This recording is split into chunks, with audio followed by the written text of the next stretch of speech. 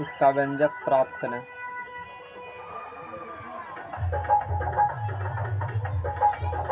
English में इसको कहा जाए, जरूरी जानना, एस्केप वेलोसिटी। नहीं लिखा, अच्छा लिखा है।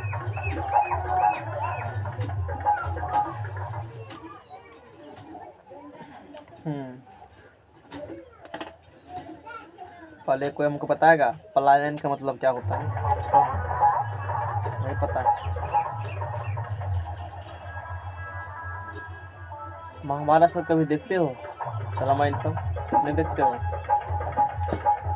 उसमें लंका जब जाते हैं नारद मुनि, उसको डराते हैं, तब तुरंत वहाँ से पलायन कर जाते हैं, मतलब वहाँ से निकल जाते हैं। पलायन करना मतलब भाग जाना, वहाँ से निकल जाना, उसी का तो पलायन। वहाँ बार बार इस वर्ड पूछ गया, नारद मुनि पलायन कर गए मेरे डर से।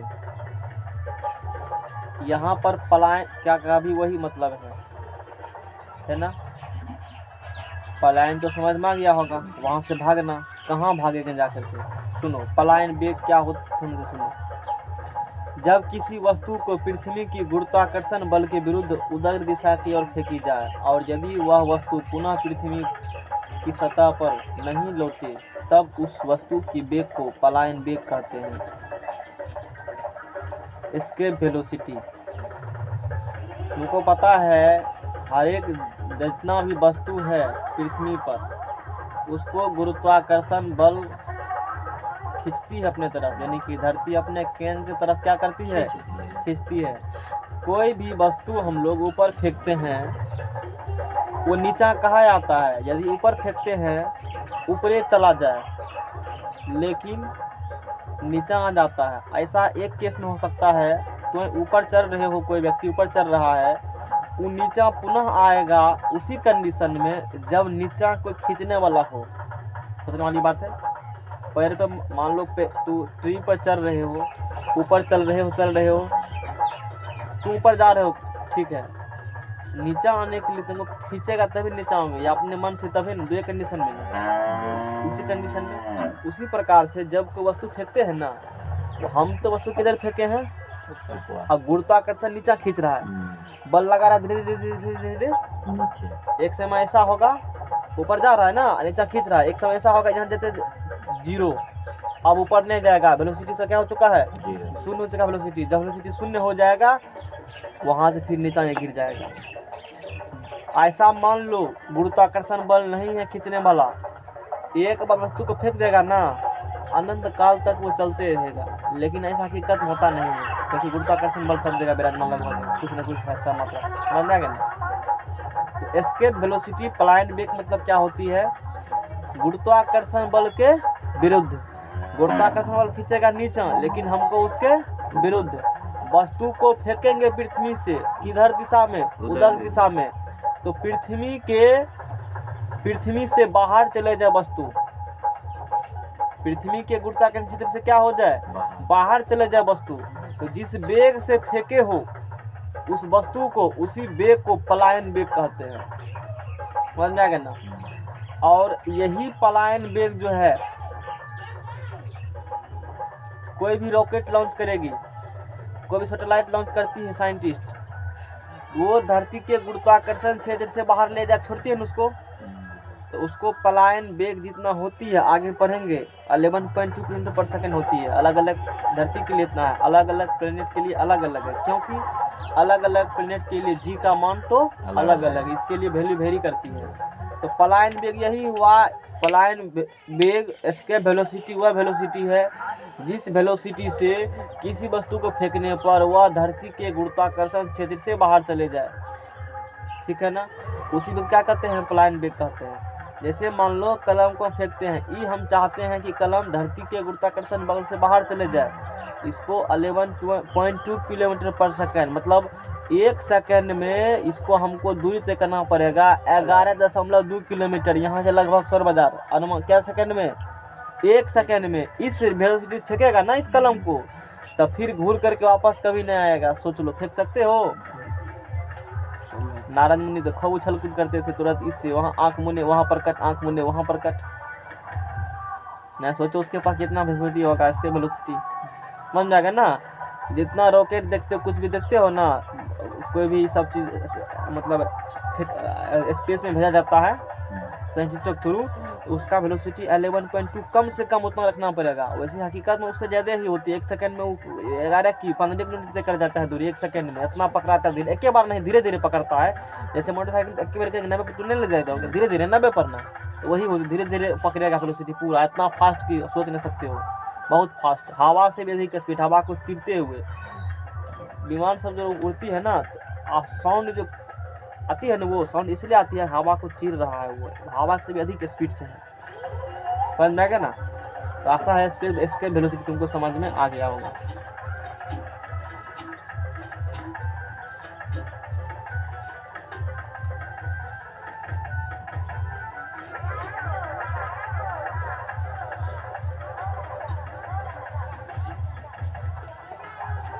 तो वो एस्केप वेलोसिटी एक ही बार नहीं पकड़ती है, समझ में आ गया ना? फिर तुम रोटेट करने देते हो। बंद क्या कर देता है? बिना रोटेशन कैसे चला लेते मोबाइल? अब देखो, जैसे इस डायग्राम में दिखाया गया है, यहाँ से एक सैटेलाइट को लॉन्च करना है, नहीं करना है ना, अच्छी बात है।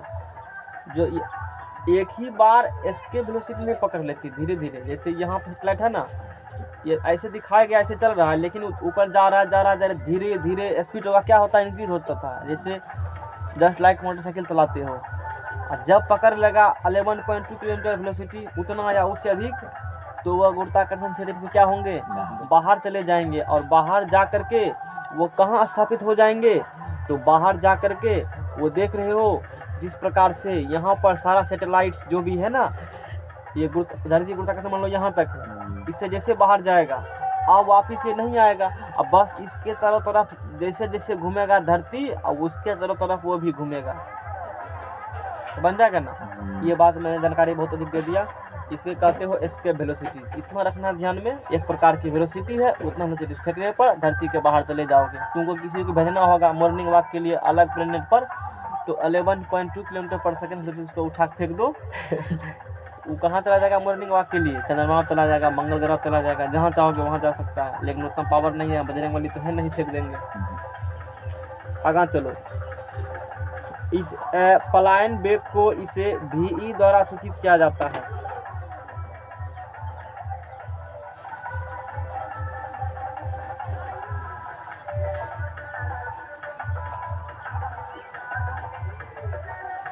नवंबर चल रहा नहीं है, और इसके बाद क्या आता है, दिसंबर ही।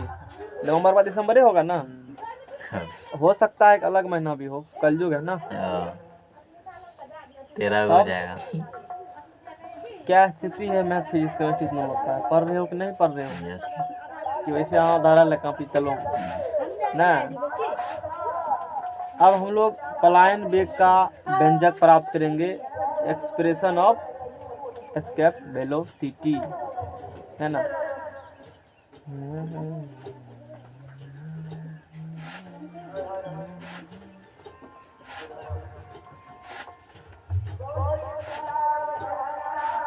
अच्छा, यहाँ कुछ कंटेंट है, देखो यहाँ से क्या होती है।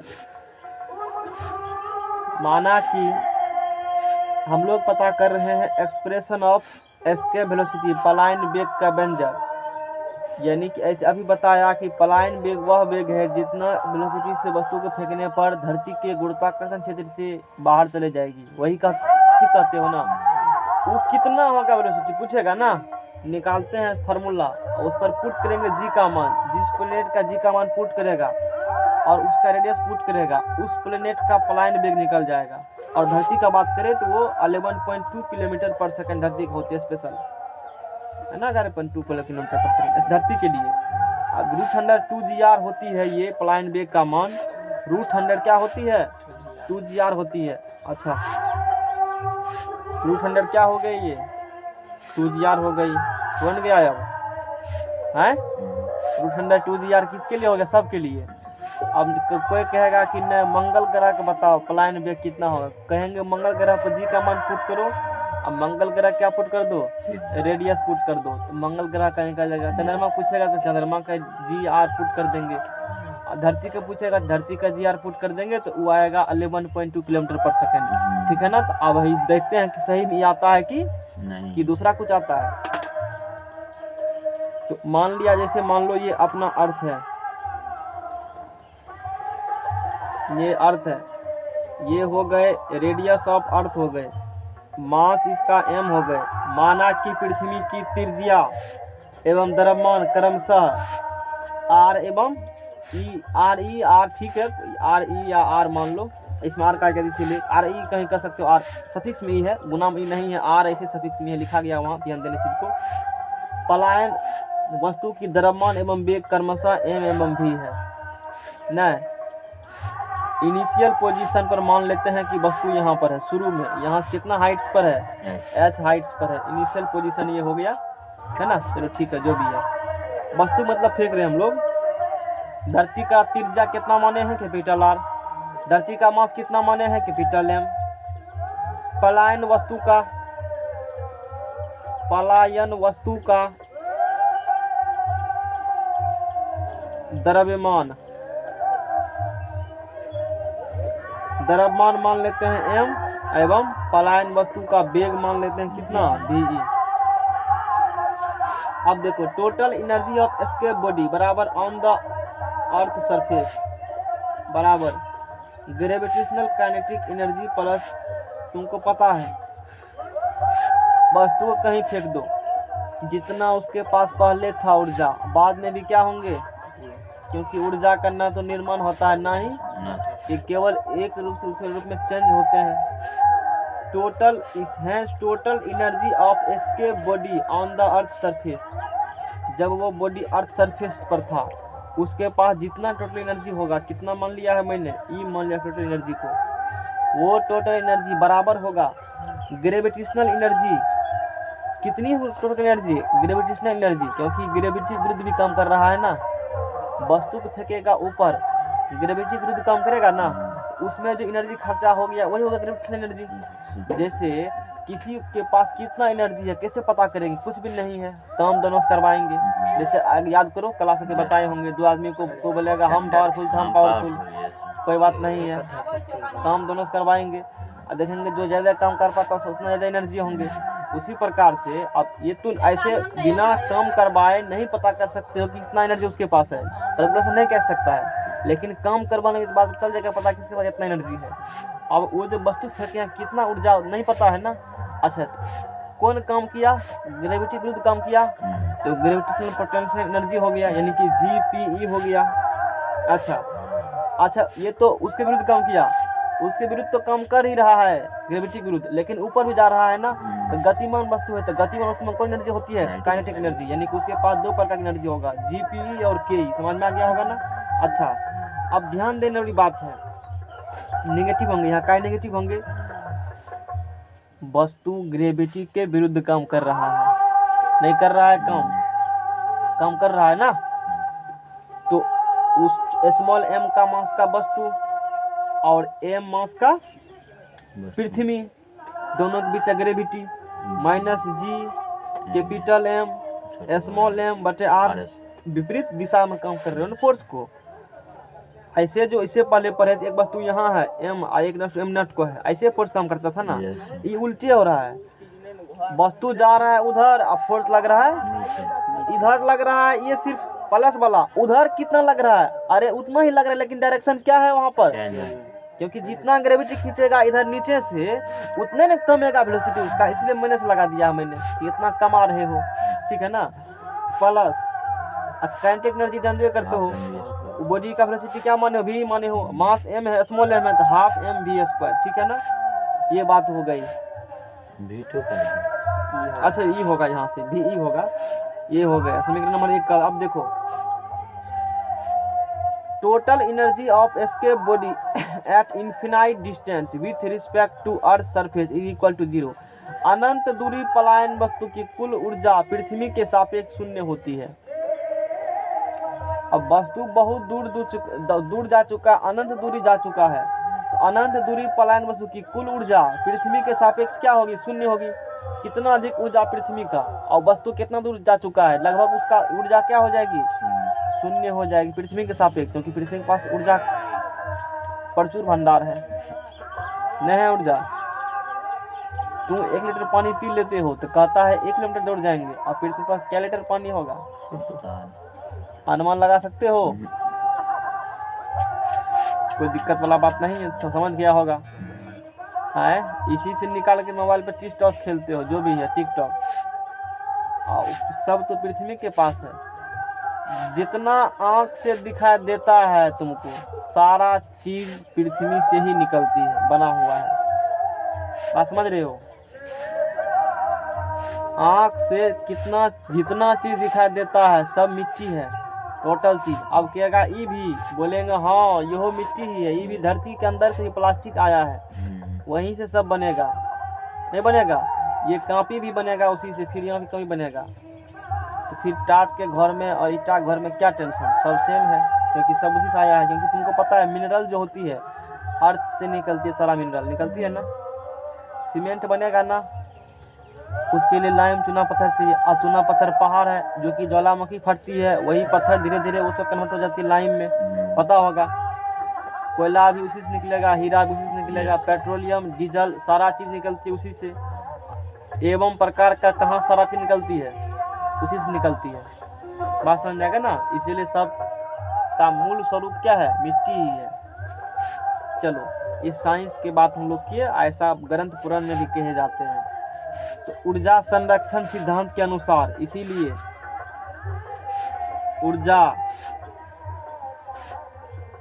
संरक्षण सिद्धांत के अनुसार, ऊर्जा संरक्षण सिद्धांत के अनुसार, इसीलिए इतना ये क्या हो जाएंगे, लगभग 0 के बराबर हो जाएंगे। अनंत दूरी पलायन वस्तु की कुल ऊर्जा, टोटल ऊर्जा लगभग बहुत दूरी तक चुका है ना, इतना मेहनत किया, उसके पास कुछ भी नहीं बचा है, नष्ट हो चुका है।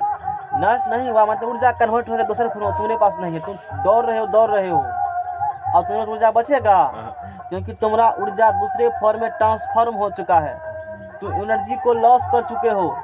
नष्ट नहीं हुआ है, क्या हुआ है, लॉस हुआ है, मतलब दूसरे को दे दिए हैं, गति में चला गया है। फिर से ऊर्जा लेना होगा तो कुछ वजन डालना पड़ेगा तभी ना, ऊर्जा ले रहे हो, समझ में आ गया ना? तो वही चीज होती है। इसीलिए यहाँ से minus capital G capital M small m upon R half m VE² equal to क्या होंगे, यहाँ से 0 हो गए। अब यहाँ से भेजो उसको, तो हाफ स्मॉल m ये है, ये स्मॉल m है, VE² बराबर capital G capital M upon क्या होंगे, छोटे m गए। तो यहाँ से बोलो VE² बराबर 2 से मल्टीप्लाई करो, 2GM अपॉन में क्या होंगे, अच्छा VE बराबर बोलो यहाँ से 2GM अपॉन R का क्या होंगे, यहाँ से रूट होंगे। रात भर सोया कि नहीं सोया था? 11 बजे के बाद। अच्छा चलो ठीक है, तब तो नींद लग गया, आज नहीं क्या छुट्टी दे दीजिए। ये निकल गया वेलोसिटी, क्या निकल गया, एस्केप वेलोसिटी निकल गए नहीं। अब हम लोग क्या करेंगे, ये कौन मास है, कैपिटल मास है, धरती का त्रिज्या है, वो चीज़ है। तो हम लोग ये तो स्पेशल धरती के लिए निकालना होगा तो हो गया। यदि हम लोग इन जनरल सब के लिए बात करेंगे, कितना साल पहले बताए थे, छोटका जी बड़का जी में रिलेशन, बोलो जल्दी जल्दी, पता है किसी को, जिसको पता है कह सकते हैं, बोलो। बोले थे GM, तुम अब तब पता नहीं पहले तो नजर चला दिया था, हाँ ईमानदार है ना। तो GM बटे क्या होगा, R² होगा।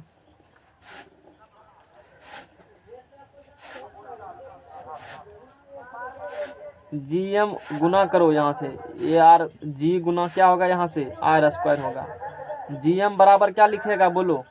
ये GM है ना, इसकी जगह पर क्या लिख सकते हो, GR² लिख सकते हो। नेक्स्ट पेज बढ़ाओ, मेहनत करो, बिना मेहनत का कुछ नहीं मिलने वाला है। अब देखो VE बराबर यहाँ से क्या निकलेगा, GM की जगह पर 2GR² अपॉन में क्या होगा, R² होगा, R कैंसिल हो गए, इम्प्लाइज डेट VE बराबर रूट अंडर क्या यहाँ पर निकला सही बात? Yes sir. इसका मतलब क्या हो गया? ये सब के लिए हो गए नहीं, अर्थ के लिए स्पेशल बात की ना, जिसका निकालना होगा तो रेडियस सब धरो वहाँ निकल जाएगी। यहाँ हम लोग अर्थ के लिए बात की, चलो ठीक है ओके। आगे जो अब हम लोग को बात करना है, हाँ स्पेशल हम लोग पृथ्वी के लिए देखते हैं, क्योंकि जिस थाली में खाते उसमें छेद करना नहीं चाहिए। हाँ, तो अर्थ पर रहते थोड़ा सा उसके बारे में जानकारी लेना चाहिए। नहीं, फॉर अर्थ सरफेस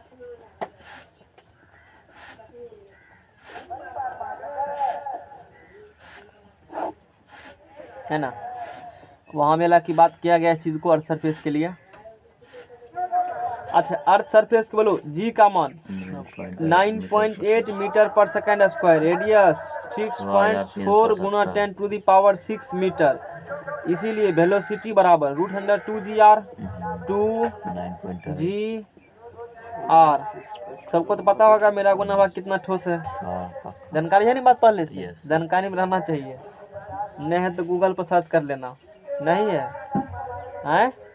ये निकल जाएंगे 11,200 11 10 सैकड़ा हजार 10,000 11,200 मीटर पर सेकेंड। 1,000 से भाग देगा तो भी बराबर 11.2 किलोमीटर क्या निकल जाएंगे? एस के वेलोसिटी। समझ में आ गया ना? कभी मॉर्निंग वॉक जाना होगा तो इस वेलोसिटी से जाओगे तो क्या होंगे? गुरुत्वाकर्षण से बाहर चले जाओगे, चंद्रमा पर घूम टहल के उधर व्यायाम वाम करके फिर लौट जाना। वहाँ लौटने के लिए उसका प्लान भी निकाल लेना, फार्मूला है ही 2gr। चंद्रमा भगवान पूछ लेना आपका जी कितना है, रेडियस कितना, याद रहेगा तो व्हाट्सएप में पूछ सकते हो। ये निकल दिया मैंने, चलो ये ध्यान रखना चीज को।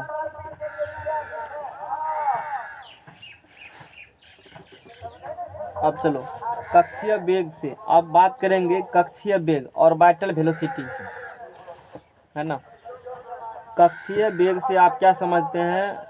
किसी उपग्रह के लिए, किसी सैटेलाइट के लिए कक्षीय वेग का व्यंजक, एक सैटेलाइट लेंगे, सैटेलाइट घूमती है, उस बारे में बात करेंगे हम लोग। देखो जैसे कुछ यहाँ पर रेखा की बात की गई है, बता देते हैं। वैसे ही तो ज्योग्राफी का टॉपिक है।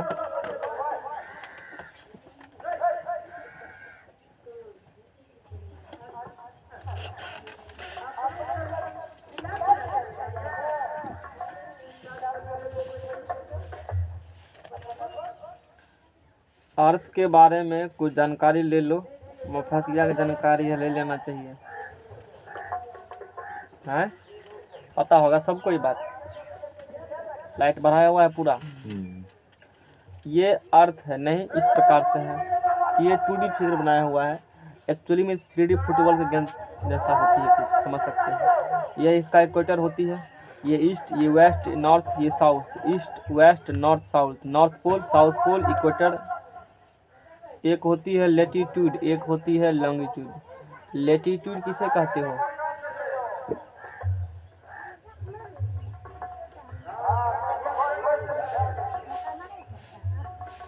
ये गलत लिखा है, लेटीट्यूड मतलब लेटिव लैंड को कहा जाता है, ऐसे होगा लेटीट्यूड।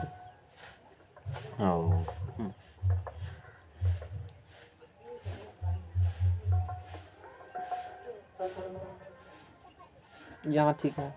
तो नहीं जानने के बाद कहीं सोचेंगे, मान लो गूगल इधर से करके पढ़ा दिए विद्यार्थी को, तो गलत कंसेप्ट मैसेज जाएगा ना उसके पास, उसमें गलत लिखा हुआ था। लेटीट्यूड मतलब होती है लेटी हुई लाइन, ऐसे से लाइन है ना, इसे क्या कहते हो? लेटीट्यूड। ये खारा लाइन है ना, ये हो गया लॉन्गिट्यूड। ठीक है, दो बार कर लिया। लेटीट्यूड लिखाएंगे नहीं, क्योंकि ये मेरे सिलेबस का नहीं जानकारी था कि ये समझ थोड़ा सा है, इसलिए।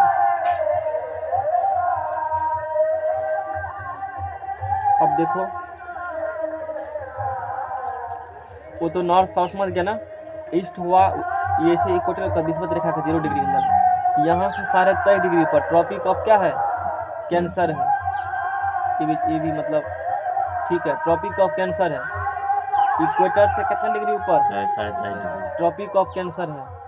और 23.5 डिग्री नीचे क्या है? Tropic of Capricorn. इक्वेटर से बोलेंगे 23.5 डिग्री नॉर्थ में ट्रॉपिक ऑफ कैंसर, इक्वेटर से 23 डिग्री साउथ में ट्रॉपिक ऑफ कैप्रिकॉर्न। समझ में आ गया ना? फिर इक्वेटर से 66.5 डिग्री साउथ में, ये लाइन्स क्या हो गए? Antarctic circle. फिर इक्वेटर से Arctic circle. 5.5 degree 66 degree north में आर्कटिक सर्कल, और ये हो गया नॉर्थ पोल, ये हो गया जानता होगा ये बात जानकारी पहले से ही नहीं, तो ये बात जानकारी जान लिया। आगे देखो अब क्या करने वाले हैं, चलो इसको रखो। अब देखो कक्षीय बेग ऊपर में तारा छे, कक्षीय हाँ हाले कक्षीय बेग से आप क्या समझते हैं? कक्षीय बेग से आप क्या समझते हैं? पृथ्वी चले छे ना। हाँ, कक्षीय बेग से आप क्या समझते हैं? किसी उपग्रह किसी उपग्रह के लिए कक्षीय बेग का व्यंजक प्राप्त करें।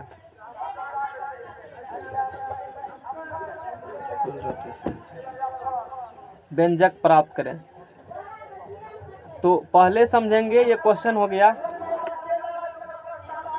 ऑर्बिटल वेलोसिटी,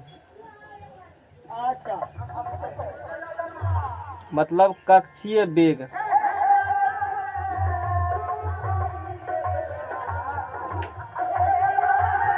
कक्षीय बेग से आप क्या समझते हैं? किसी उपग्रह, अब आशा है कि समझ में आता है उपग्रह क्या सैटेलाइट, अब भी नहीं आता है तो उसके लिए हम कुछ नहीं कर सकते हैं, धन्यवाद प्रणाम है तो ठीक है ना। कक्षीय बेग से आप क्या समझते हैं? ऑर्बिटल वेलोसिटी से आप क्या समझते हैं? कोई एक सैटेलाइट ले लो, उपग्रह ले लो, उसके लिए कक्षीय बेग का व्यंजक प्राप्त करेंगे। नहीं, ये क्वेश्चन हो गया, अच्छी बात है। अच्छा, कोई ग्रह या उपग्रह अपनी कक्ष में जिस वेग से गतिशील रहती है उसी वेग को कक्षीय बेग कहते हैं। क्या बोले? कोई, अच्छा अब बताओ ये कक्ष क्या होता है, पहले बताओ, पता किसी को? महाभारत कभी देखे हो? कहते हैं कि पितामह भीष्म भी अपने कक्ष में है, कमरा में है। उसी प्रकार से पृथ्वी का भी एक कक्ष है जिस पर वो क्या करता है? उठक बैठक 24 घंटा करत है। नहीं, देखो जैसे ये जो भी ग्रह है ना, एक ऑर्बिट मतलब कक्ष, केमिस्ट्री में पढ़ा होगा, तो इस ऑर्बिट में चक्कर मार रहे हैं ना, सब घूम रहा है ना, अच्छी बात है सब घूम रहा है, तो वो जो घूम रहा है वो जिस वेलोसिटी से घूम रहा है उसी वेलोसिटी को ऑर्बिटल वेलोसिटी कक्षीय बेग कहते हैं। कोई ग्रह या उपग्रह प्लेनेट पे हो सकते हैं या सैटेलाइट पे हो सकते हैं, अपनी कक्ष में, अपनी ऑर्बिट में, इंग्लिश में सुनो, ऑर्बिट फेमिलियर हो उस चीज से, जिस बेग से गतिशील रहती है उसी बेग को कक्षीय बेग कहते हैं। अपना ऑर्बिट में दरबर लगाएगा इस वेलोसिटी से, उसी को बोल देंगे उसका कक्षीय बेग, उसी दूसरा के उसका ही बोल देंगे। समझ में आ गया ना? अच्छी बात है। तो और इसे हम लोग भी नोट से सूचित करते हैं। ऑर्बिटल वेलोसिटी किसे करते सूचित? भी नोट से सूचित करते हैं। अब देखो, अब मान लेते हैं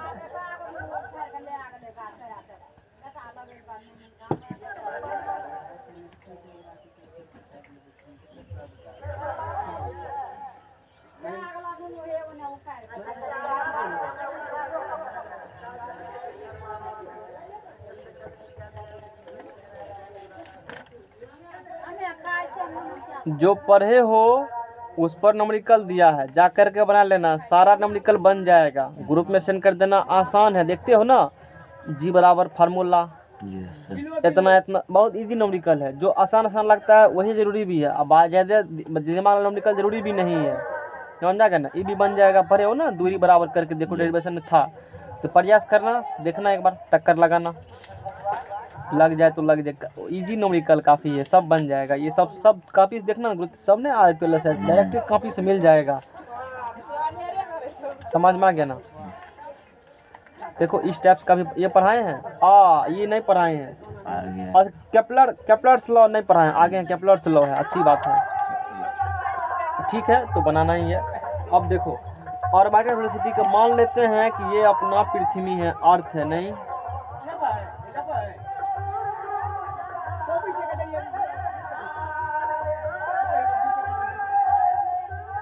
क्या सोच रहे हो? कुछ सोच रहे हो क्या? ना, जरूर कुछ सोच रहे हो। नो नहीं लग रहा हमको? ये की है जी पेड़ से भी जिस पर विराजमान अभी हो। एक चीज दिमाग में आया, पृथ्वी से दिमाग में आया,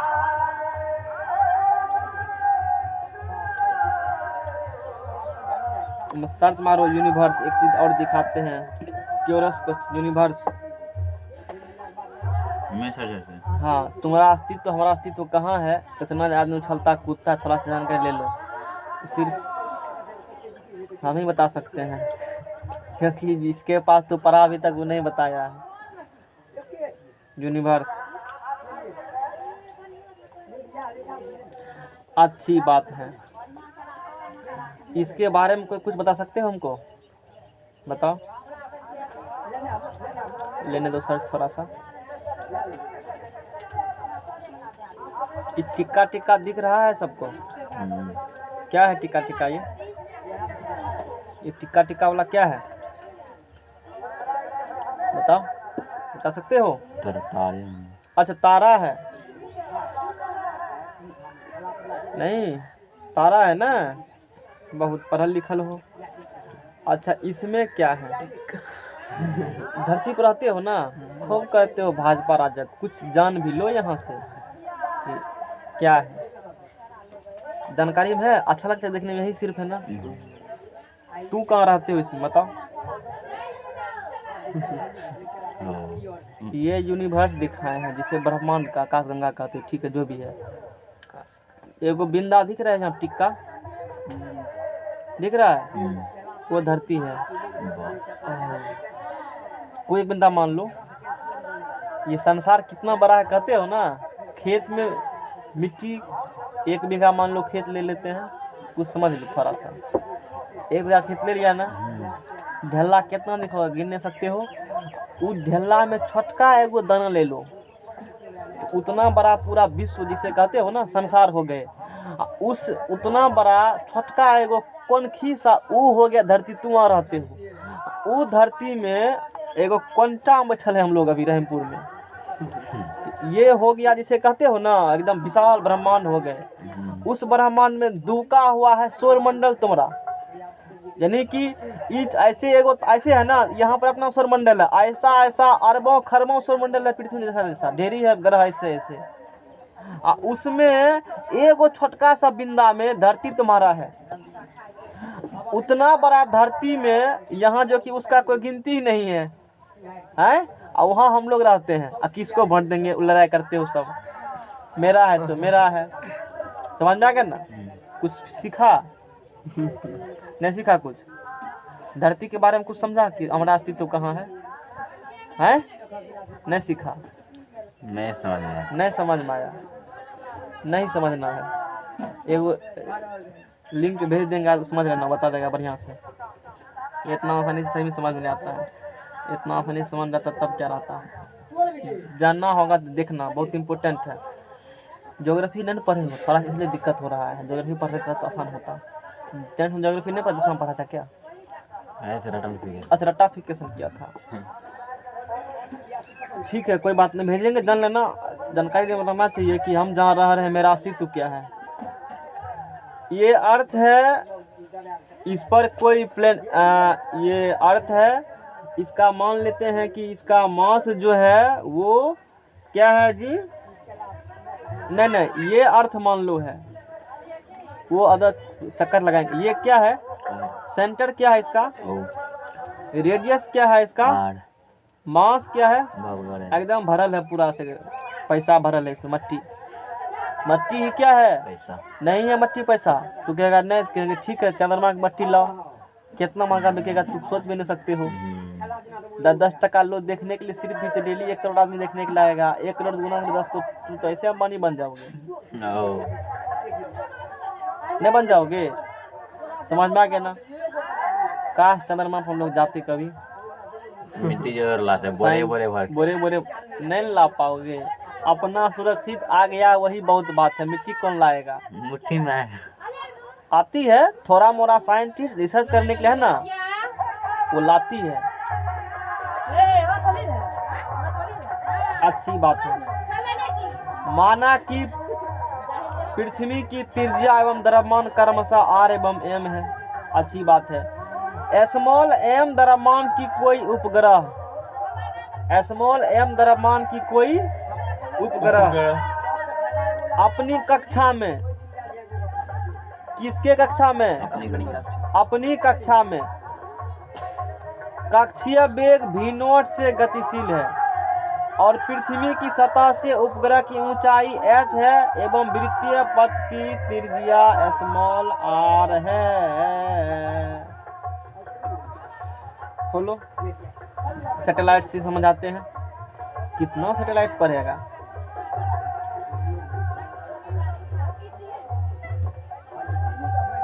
देखो इसमें जैसे है ये इमेज, ऐसा क्या है हो रहा है? नहीं वो तो डाउनलोड ही था ना सारा इमेज। जैसे इसी से काम चला लेंगे। अब देखो जैसे ये तो अर्थ हो गया पूरा, अर्थ हो गया ना, इस पर पूरा ध्यान दिया हुआ है ना सैटेलाइट से। ये तो सैटेलाइट जो अर्थ है पूरा ठीक है, तो उसका रेडियस r मान लिए हैं। अब मास कितना मान लिए? m। और सेंटर ऑफ अर्थ O है, अच्छी बात है। अब धरती से दूर में ये चक्कर लगा रही है, ये इसका पाथ हो गया, इसका ऑर्बिट हो गया, कुछ मास होगा ना, धरती है ना, हे में चारों तरफ ऑर्बिट में चक्कर लगा रही, यही ऑर्बिट है। बोलो समझ में आ गया ना? इसका छोटका उस बॉडी का कुछ मास होगा, लेकिन धरती की तुलना में नेग्लिजिबल होगी, कुछ तो होगा ना, हमसे तो भारी होगा। मास कितना मान लिया उसका? m कह दिया, चलो m का सेम से बोलूँ ताकि दिक्कत नहीं हो, अच्छी बात है। यहाँ से कुछ दूरी होगा ना इसका, किससे नापेगा दूरी? लगा से, तब कौन चीज नापेगा? कौन चीज नापेगा दूरी? मीटर से नापेगा, मीटर से दूरी नापा जाता है, उतना वाला फिर तो वो तो यूनिट हो गया ना। मीटर्स क्या हो गए? किससे नापेगा? लंबा के फीता से कुछ भी नहीं, आजकल टेक्नोलॉजी आ चुका है, कुछ भी लंबाई नहीं। समुद्र का कैसे नापेगा डेप्थ? लगा लेके जाओगे ढुकने के लिए, एगो छोटका नदी में आदमी थम नहीं पाता है, तो उसमें कैसे? देखो इसके पीछे क्या है, फिजिक्स के कॉन्सेप्ट्स हैं। क्या कॉन्सेप्ट्स हैं? मान लो समुद्र का दूरी नापना होगा ना, या कहीं और बहुत अधिक दूरी नापना होगा। मान लो ये मेरा हाथ है, सोच जान लो, इसका यूज हम लोग खुद करते हैं सर्वेइंग, एडवांस सर्वेइंग में नापते हैं, दूरी पता चलता है। ये हाथ है ना, और यहाँ पर हम खड़े हैं, यहाँ से ये दूर है या नज़दीक भी है, लेकिन रास्ता ऊपर खाबर है, बीच में सब पानी ही आ गया, ऑब्स्टेकल्स है, यानी कि हम लोग यहाँ पर जा नहीं सकते डायरेक्ट फीता बिछा करके नापने के लिए। किसी रास्ता से ऊपर से उड़ करके यहाँ आदमी खड़ा कर देंगे, यहाँ पर एक इंस्ट्रूमेंट रख देते हैं हम लोग। क्या रख देते हैं? हम लोग कॉलेज में लैब करते हैं, इंस्ट्रूमेंट रख देते हैं। अब यहाँ से क्या करेंगे, एक किरण को भेजेंगे, एक रे को हम लोग भेजते हैं। किसको भेजेंगे? एक रे जाएगी, यहाँ से टकराएगी और फिर वापस आएगी, उसके अनुसार पता कर लगे कि रे का वेलोसिटी क्या होगा, और टाइम कितना, अभी पता, टी पता, और दूरी पता चल जाएगा बैठे बैठे। दिमाग में लगाया है? वेलोसिटी पता, टाइम पता। तो मान लो यहाँ से यहाँ जाने में, आने में 10 सेकंड लगा, तो 10 सेकंड जाने में मिला, तो एक बार जाने में लगेगा 5 सेकंड। बेग पता रहेगा किस मिनट की स्लाइड गुजरी है, अब बेग पता है, टाइम पता है, तो दूरी नहीं चलेगा पता अभी वेलोसिटी से। इसी प्रकार कुछ कंसेप्ट को अलग अलग इंस्ट्रूमेंट यूज करके समुद्र का डेप्थ नापा जाता है, सैटेलाइट कितना हाइट्स पर है वो सब भी पता तू कर सकती हो। समझ में आएगा ना? ऐसा नहीं है कि लगा बांस का छिपा काट करके बना करके नापते रहे हैं, जिंदगी बीत जाएगा, ना भी नहीं पाओगे कभी। तो पृथ्वी की सतह से कितना ऊंचाई पर, h ऊंचाई पर मान लिया ये सैटेलाइट जो है ना अपने कक्ष में गतिशील है, जिसका मास m है और इसका कक्षीय वेलोसिटी v0 मान लिया और बैटरी वेलोसिटी कितना मान लिया। तो अब ये भी सर्कुलर पाथ में ट्रेवल कर रहे हैं, ये सर्कुलर है ही, लगभग मान लेते हैं सेंटर O है, तो सेंटर O है तो यहाँ से यहाँ की दूरी होगा, उसको मान लो हम लोग कितना कर दिए, यहाँ से यहाँ दूरी को r कर दिए, ये दूरी r हो गए हैं। वृत्तीय पथ की त्रिज्या कितनी हो गई, r हो गई। अब नेक्स्ट पेज बढ़ाओ।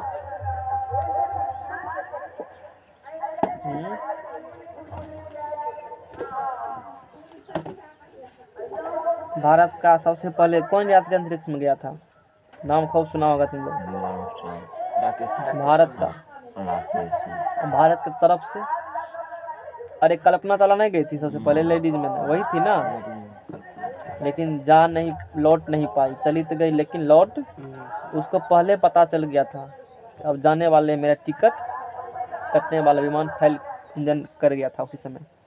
चाहता तो बता सकता था लेकिन नहीं बचाया, अमेरिकन सब दिमाग नहीं लगाया उतना, उसको पहले पता था कि विमान हादसा हो सकती, जाया ना की संभावना है लेकिन लौटने की संभावना नहीं है। पर हो गए जानना, कहीं मारना, कल्पना चावला, अपोलो 11 मिशन था शायद, कुछ ऐसे नया दूसरा मिशन था, पता चल जाएगा, जानना चाहिए स्पेस बारे में क्या हो रहा है नहीं हो रहा है।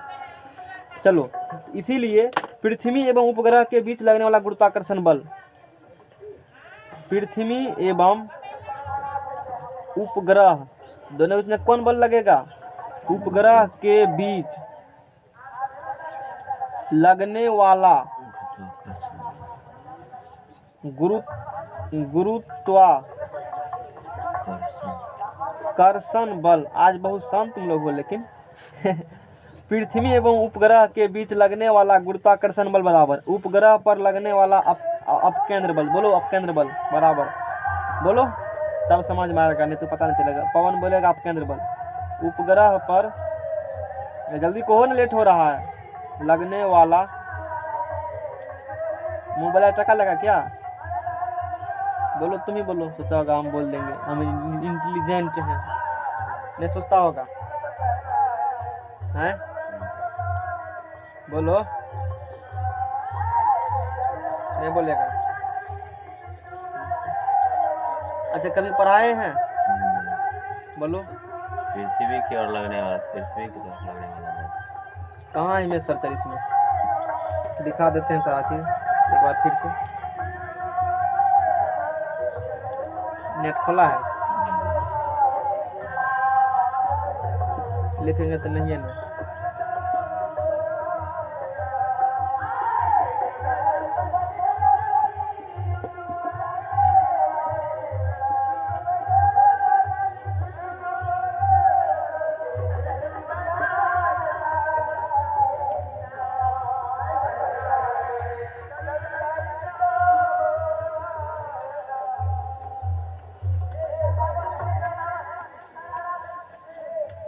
देखो कुछ इमेज डाउनलोड किए हम लोग, तो वो सब इमेज बना नहीं सकते हैं, लेकिन आजकल तो डिजिटली ज़माना आ चुका है ना है, कुछ भी तो कर सकते हो। हाँ। अच्छा धोनी की डाउनलोड किए हो, कौन है, विराट कोहली है, बोलिए। काफ़ी बंदा है विराट कोहली, लेकिन नहीं है, टिरसा है, कैसे पता चला तुमको ये बात, फोन करके कहा था क्या हम टिरसा वही है। जगह दिमाग वैसे तेज से अच्छा गुस्सा नहीं उठेगा बेचारा, इतना बड़ा टेंशन उसको है, बुझते हो। आधे घंटे से ना उठा। ये इलिप्टिकल शेप है ना, ऐसा ही अर्थ का लगभग होती है। तो जो भी सैटेलाइट्स पृथ्वी का चक्कर लगाएगा ना, तो वो पूरी सर्किल में नहीं लगाती है, ऐसे ही लगाती है कि पूरी अर्थ का शेप सर्किल है ही नहीं, तो लगाएगा कैसे सर्किल में, सोचने वाली बात है, अच्छी बात है। ये कोई बॉडी है, ठीक है ना, ये कोई क्या है, बॉडी है, इधर चारों तरफ क्या हो रही है, घूम रही है, रस्सी से बना हुआ इसके हाथ में डोरी है, कितना रेडियस है r, किस रेडियस घूम रही है v, कितना मास है m।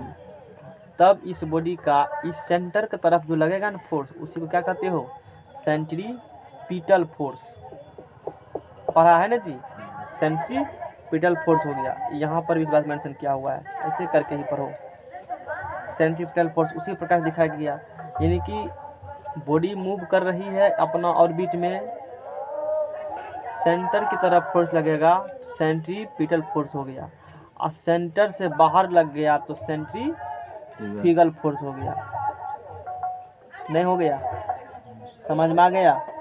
ये दो चीज़ हम लोग पढ़ चुके हैं, बता चुके हैं ना, फिर इतना शांत काहे हो? बोलेगा ना सिकर करके शेर की तरह, हाँ पढ़े हैं, नहीं पढ़े हैं, तैयो पढ़े हैं, यही बात हो गई। यानी कि दो फोर्स लगती है, कोई बॉडी सर्कुलर पाथ पर गतिशील हो तो उस पर दो प्रकार का फोर्स काम करेगा, एक काम करेगा सेंट्रीपिटल फोर्स, एक काम करेगा सेंट्रीफ्यूगल फोर्स। और जब दोनों बराबर होती है तो बॉडी क्या होती है? बैलेंस, सीधा सीधी घूम रही है। और जैसे एक फोर्स लूज होगा, इधर कमेगा फोर्स, उसके ऊपर तरह वस्तु भाग जाएगी। जैसे मान लो हाथ से पकड़ किसी घुमा रहे छोड़ देते हो, तो छोड़ देते हो तो बाहर वाला फोर्स क्या हो जाती है? जब अंदर से तो खींच ही नहीं रहे हो तो बाहर भाग जाती है, होती है ना। घुमा रहे हो, ऐसे एकाएक खींच लिया, मान लो मुड़ी तक रखना, एकाएक खींच लिया तो बाहर का फोर्स कम हो गया, ऐसे खींच अंदर लग जाते हो गया तो बॉडी किधर चली आती है? अंदर। अब बुझा बात, सेंट्रीफ्यूगल सेंट्रीपिटल का चक्कर, तो यही बात हो गया। तो अब केंद्र एगो अभिकेंद्र, तो ये बात हो गई।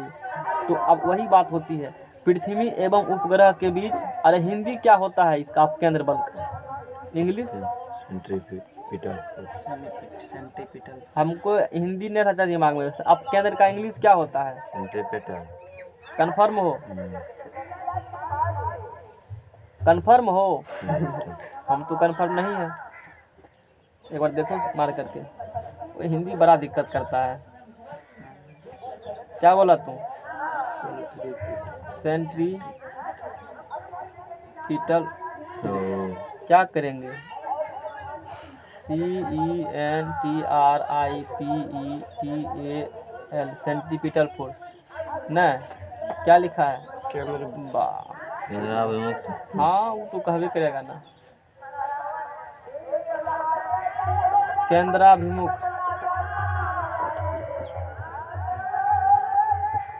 हम लोग वैसे पढ़े हैं एक बार, वैसे बिना हिंदी के भी समझ जाएंगे, दिक्कत वाला बात नहीं है। अब यहाँ से देखो, यहाँ बात क्या करेंगे हम लोग, जो सैटेलाइट्स पृथ्वी के चारों तरफ क्या कर रही है? चक्कर लगा रही है। तो पृथ्वी और उस उपग्रह सैटेलाइट्स के बीच में एक गुरुत्वाकर्षण बल लगेगा ना। पढ़े हो? न्यूटन साहब बोल के गए हैं, राम बोल के गए थे ऐसा कलयुग आएगा, और न्यूटन साहब बोल के गए धरतीवासी से गुरुत्वाकर्षण बल सब जगह लगेगा। समझ में आ गया ना? तो पृथ्वी एवं उपग्रह के बीच जो लगेगा गुरुत्वाकर्षण बल कितना होगा? उपग्रह पर लगने वाला अपकेंद्र बल, मतलब केंद्र से बाहर वाला बल वही होंगे ना, दोनों क्या होंगे? आपस में बराबर होंगे। जैसे ये मान लेते हैं कि मान लो ये अर्थ है, और इसके चारों तरफ क्या कर रही? सैटेलाइट चक्कर लगा रही है। चारों तरफ क्या कर रही? सैटेलाइट चक्कर लगा रही है। तो इस सैटेलाइट्स और इसके बीच में क्या लगेगी? एक फोर्स लगेगी, इसको क्या कहते हैं? गुरुत्वाकर्षण बल बल कहते हैं। वो कितना लगेगा? जितना बल से अंदर खींच रहा है गुरुत्वाकर्षण बल, वही उसका केंद्र बल होगा ना, सेंटर की तरफ। दोनों आपस में क्या बराबर होंगे? ये तो होगा ही। तो यहाँ से बोल देंगे FG बराबर FC। FG बराबर क्या होगा? FC होगा। अब ये गुरुत्वाकर्षण पढ़े हो, G capital M small m बटे R स्क्वायर। कोई बताएगा R का कैपिटल यहाँ का लिए? पेज लाओ, इससे पहले वाला यहाँ है, इसलिए स्मॉल r लिए क्योंकि तुमको पृथ्वी और इसके बीच निकालना है ना, और दोनों के बीच का दूरी तो स्मॉल r है ना, इसीलिए कैपिटल R हमने क्यों r लिया? स्मॉल r लिया। वो जानबे करते हो mv स्क्वायर बटे r होती है, mv स्क्वायर बटे r। तो r यहाँ से कैंसिल हो जाएंगे। ये जब न्यूमेरिकल स्टेप का था, देखे थे किताब में था भी न्यूमेरिकल, r कैंसिल हो गए। वेलोसिटी निकालना है, या ऐसे लिख सकते हो mv0 स्क्वायर बराबर g capital M small m बटे r। v0 स्क्वायर बराबर g कैपिटल स्मॉल बटे m r, इसीलिए v बराबर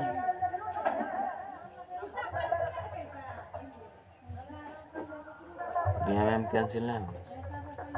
हाँ कैंसिल करना दो इसको, काहे ढो रहे हैं तभी से। यहाँ क्या निकल जाएगा, सिर्फ आर निकल जाएगा, ये हम हटा दो। जी एम बटे क्या निकल गए, आर निकल गए, रूट अंडर जी एम बटे आर है। हाँ ठीक है। अब देखो हमको यहाँ से क्या करना है, कैपिटल जी को हटाना है और मास को हटाना है। तो रिलेशन पढ़े हो चुकी, स्मॉल जी बराबर जी कैपिटल एम बटे आर स्क्वायर। जी एम बराबर क्या होगा यहाँ से, g R square, G M बराबर g R square, G small g R square R square upon R, नहीं जी आर स्क्वायर बटे क्या होंगे, आर हो जाएंगे। ठीक है। अब यहाँ से भी नॉट बराबर रूट चढ़ाओ, आर क्या होंगे बाहर, रूट में क्या होंगे जी बटे आर हो जाएंगे बाहर, ये निकल गया। ये भी सूत्र की तरह यूज कर सकते हो। अच्छा स्मॉल आर बराबर क्या कर सकते हो, यहाँ से कैपिटल आर प्लस एच कह सकते हो ना। यहाँ से भी नॉट बराबर निकल गया आर जी बटे कैपिटल आर प्लस एच, ये निकल गया किसका वेलोसिटी, उस सैटेलाइट का क्या निकल गया, वेलोसिटी निकल गया। क्या निकालना पड़ेगा, कक्ष वेग, सैटेलाइट्स कहाँ पर है, हाँ यहीं से पता कर लेंगे हम बैठे बैठे कि तू कितना स्पीड से चल रहे हो।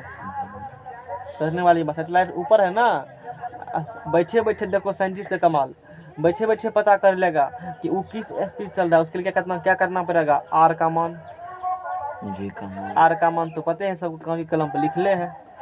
जी का मान तो पते हैं। एच का एगो क्या पता करना पड़ेगा, उसका हाइट पता करना पड़ेगा, पृथ्वी से कितना हाइट्स पर है। ई चल गया पता, तो ई पता कर लेंगे हम लोग कि वो किस वेलोसिटी से क्या होंगे, गतिशील होंगे। न समझ रहे हो, सोचो बैठे बैठे पता चल गया कि इतना से 100 किलोमीटर ऊपर में जो सैटेलाइट चक्कर लगा रही है उसका वेलोसिटी कितना होगा। कोई दिक्कत नहीं है। If h very very less than r then h approximately 0। अब देखो पृथ्वी की त्रिज्या लगभग 400 किलोमीटर कहा जाता है। सैटेलाइट से भेजते हो, कभी कभी मान लो बहुत कम दूरी भेजे हैं सपोज दैट, तो पृथ्वी के त्रिज्या की तुलना में वो हाइट्स बहुत कम होगी, लगभग क्या हो जाएगी 0 बराबर। उस कंडीशन में भी नॉट बराबर यहाँ 0 पुट करो, r इंटू, खा रहे हो क्या जी हमको लगा तू सबको देगा क्या, तो छोड़ो नहीं सुना तो हटाओ ये निकल गया। ठीक है। अच्छा भी नॉट बराबर आर को अंदर करो, आर को क्या करेंगे अंदर करेंगे, तो भी नॉट बराबर होंगे जी आर स्क्वायर बटे आर होंगे, आर आर कट गया रूठे में रहेगा, तो भी नॉट बराबर क्या निकल जाएगा यहाँ से जी आर निकल गया, ये निकल गया। लगभग हाइट्स नेगलेक्ट होंगे तब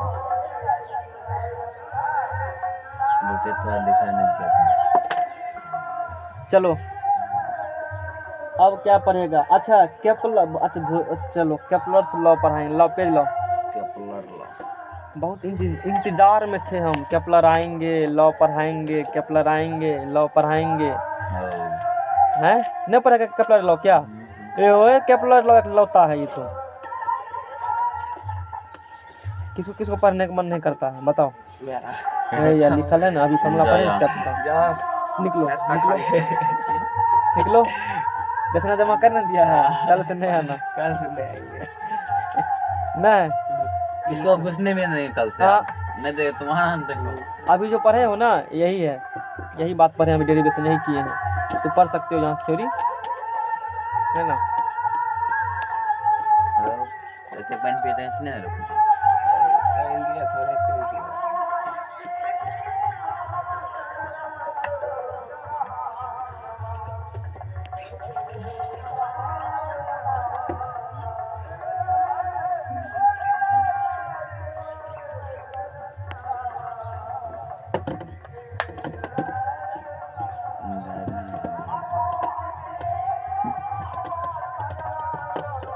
एक चीज रुको, एक चीज चलो, यहाँ से क्या निकल जाएंगे, अपकेंद्र नहीं, अभिकेंद्र, सेंट्रीपेटल फोर्स। अभिकेंद्र बल यानी कि सेंट्रीपिटल फोर्स, सेंट्रीपिटल फोर्स।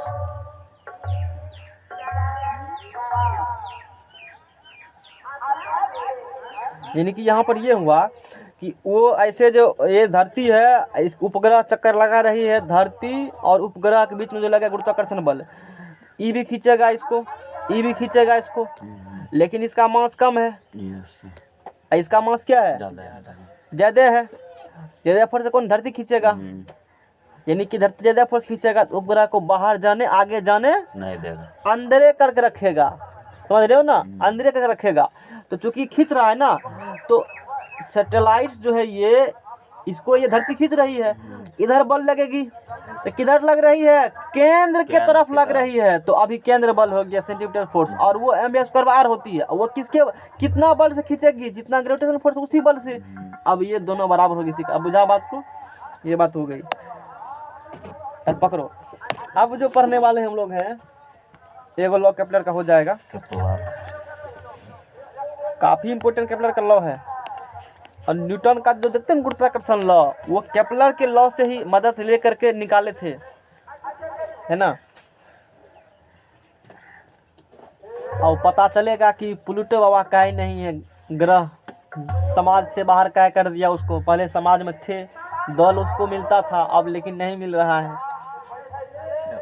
पहले समझो कि जियो स्टेशनरी सैटेलाइट्स क्या होती है। जियो स्टेशनरी स्पेलिंग होगा तो यहाँ से स्पेलिंग लिख लेना, जियो स्टेशनरी सैटेलाइट, जी नहीं होगा, LIT होता है उसमें, नहीं उतना तक स्पेलिंग हमको भी LI सही कर लेना यहाँ पर, अब नहीं किए होंगे, SATLIT सैटेलाइट्स, समझ में आएगा ना। अच्छी बात है, खराब बात हम कब बोले, खराब बात कब बोले थे क्या। जियो स्टेशनरी ऑर्बिट, ठीक है, स्पेलिंग लिखा है ना, नहीं, तब गलत क्या है इसमें, दोनों मंत्र बताओ। GEOSTA हो मिला लेना स्पेलिंग, दिमाग खराब करता है। समझ में आ गया ना, जो लिखा है वही होगा, तो मतलब समझ लो, भू स्थिर उपग्रह। अरे कहाँ गलती है बताओ ना, दिमाग खराब कर रहा है। भू स्थिर उपग्रह, दिए कहाँ, GEOSTIO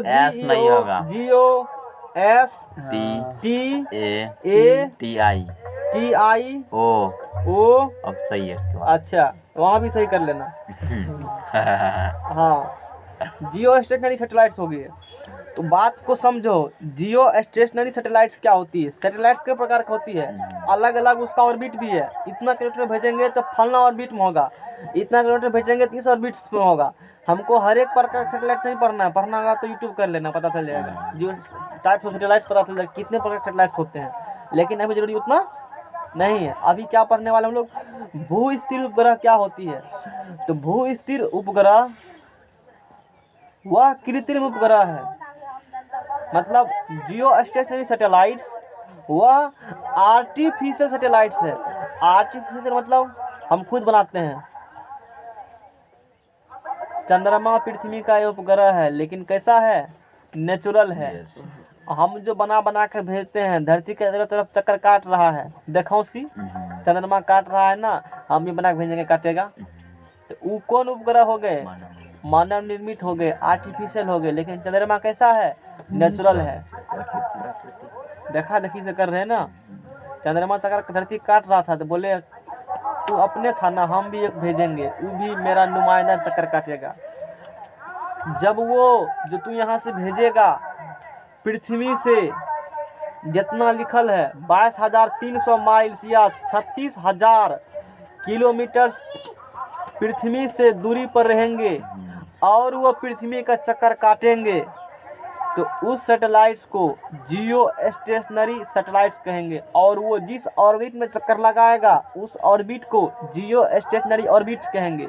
उस ऑर्बिट की दूरी पृथ्वी से 36,000 किलोमीटर। कुछ दिमाग में आया, यहाँ दिल्ली कितना लगभग 1000 होगा, हाँ। ऐसा ऐसा कितना होगा अनुमान लगा लेना, 36। 36,000 किलोमीटर होंगे। अब पृथ्वी की त्रिज्या भी नहीं है उतना, वो 64 किलोमीटर है। ये कितना है? 36। नहीं, पैदल नाप लेगा दूरी, नाप लेंगे, मान लिया हाँ, सपना में नाप लेंगे, वो तो कुछ भी संभव है। तो ये जो, हाँ, तो भू स्थिर उपग्रह जियो स्टेशनरी सैटेलाइट्स एक आर्टिफिशियल सैटेलाइट्स है, एक कृत्रिम उपग्रह है जिसकी परिक्रमण काल, मतलब वो जो घूमेगा, टाइम पीरियड मतलब होती है ऐसे कोई पात वस्तु चक्कर लगा रही है, वस्तु यहाँ पर है, यहाँ से चलना शुरू किया और घूर करके फिर यहीं पर चला गया, वही बोलेंगे उसका टाइम पीरियड हुआ। वही क्या गया उसका, वही उसका हो गया टाइम पीरियड। मतलब जहाँ से शुरू किया और वहीं पर फिर आ गया टाइम पीरियड। जैसे याद करो, साइन एक्स का तू ग्राफ पढ़े हो, और 2 पाई होती है साइन एक्स का टाइम पीरियड, यानी कि 2 पाई पर सेम शेप का करती, रिपीट्स करती है। मैथ काम चला गया यहाँ पर, तो वही चीज़ होती है टाइम पीरियड। मतलब जहाँ से चला और घूर करके एक बार में वहाँ पहुँच गया, वही उसका टाइम पीरियड्स हो गया। यानी कि ये जो भू स्थिर उपग्रह है, जियो स्टेशनरी सैटेलाइट्स है, इसका परिक्रमण काल, टाइम पीरियड एवं घूमने की दिशा पृथ्वी के समान ही होती है। क्या होती है? पृथ्वी के सत्य जितना दिन पृथ्वी घूमेगा उतना दिन में घूमेगा, सब चीज सेम। उसको कहते हो जियो स्टेशनरी सैटेलाइट। और वो जिस ऑर्बिट में घूमते उसको कहते हैं जियो स्टेशनरी ऑर्बिट। और उसका दूरी पृथ्वी से कितना है? 36,000 किलोमीटर। कितना माइल्स? 12,300 माइल्स। इसे संचार उपग्रह भी कहा जाता है, मतलब कम्युनिकेशन सैटेलाइट्स। बातचीत जो करते हो ना, वही सैटेलाइट्स की मदद से करते हो बातचीत। ये तो है ही, बातचीत करने में टावर को मदद लिया जाता है, वो तो ठीक है। कभी सोचे हो इतना टावर काहे गरल है गांव में, और टावर में वो एंटीना काहे है? तू जो यहाँ बात करते हो ना, वो सैटेलाइट्स को कैच कर रहा है। ऊपर में जो है ना जियो स्टेशनरी सैटेलाइट्स, तुम फोन धराएगा तो सुनना कहाँ जाएगा? टावर को। वो कहाँ भेजेगा? यही सैटेलाइट को। कितना किलोमीटर पर? 36। सोचो। पृथ्वी से 36,000। हाँ, जमीन से फिर ऊपर कितना है? पृथ्वी से ही 36,000 ना, हाँ। वही तो हम बात कर रहे हैं। यहाँ से सब वही पृथ्वी से, तब कहीं तो क्या है? पृथ्वी नहीं है ये, मतलब सही, यहाँ से ऊपर थोड़ा ऊपर से लगा रहा है। जैसे पृथ्वी गोल है ना, हाँ, तो ऊपर वहाँ ऊंचाई से वहाँ पर है, कहीं से नापेगा उतने होता है, क्योंकि धरती घूम रहा है तो वो भी घूम रहा है। उतना नहीं लगन है दिमाग, समझ में आ गया ना? यानी कि बात कैसे होता है जान लो। जैसे यहाँ टावर में गया ना तुम्हारा कनेक्शन, और टावर कहाँ भेजेगा? ए सैटेलाइट को कितना दूरी पर? 36,000 किलोमीटर। तब ना किर किर कर रहा है, तुमको पता नहीं चलता है। वो बहुत फास्ट होती है, सेकेंड्स भी नहीं लगता है उतना होने में। अब फिर भेजेगा सूचना कहाँ? जिस आदमी को लगा है उसके नजदीकी टावर पर, और फिर कनेक्शन जाएगा तुम्हारे मोबाइल तक। तब हेलो फोन लगाते हो। वो इतना आसानी से हेलो नहीं होता है बड़ा। हाँ, तो ये जो घूम रहा है तो ऐसे नहीं कि फ्री में घूम रहा है, वो रुपया लगता है इसमें भी। नहीं कि भेज दिए तो हो गया, चलो अरबों टका लगता है, मतलब अरबों नहीं, कई करोड़ टका लगता है सैटेलाइट भेजने में लगता है। नहीं, पैसा काफ़ी लगता है उसमें। साइंटिस्ट कितना दिमाग खराब करता है उसके चक्कर में, दिन रात एक करके। बेचारा को नींद भी नहीं ठीक से होता है। नाम लेता है, नहीं समझ में आया? जब तक रहेगा तब तक नाम लेगा। हैं? तो ये क्या पढ़ लिया? जियो स्टेशनरी। कल पढ़ेंगे केपलर्स लॉ।